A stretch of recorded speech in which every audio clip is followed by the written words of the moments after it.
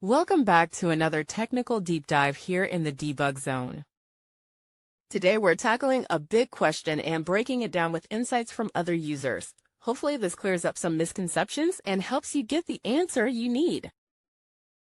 So buckle up, stay a little curious, and let's jump right in.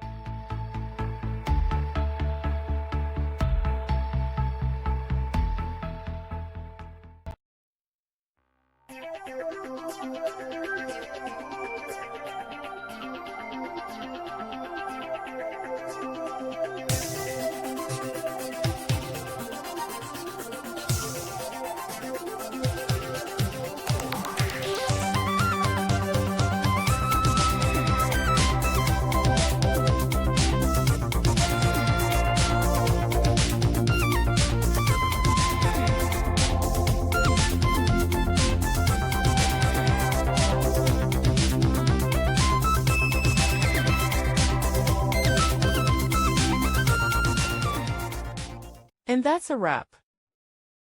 I hope you found the answer you were looking for. If you did, take a second to hit that subscribe button. It really helps out. And let me know in the comments which solution worked best for you. See you next time in the debug zone.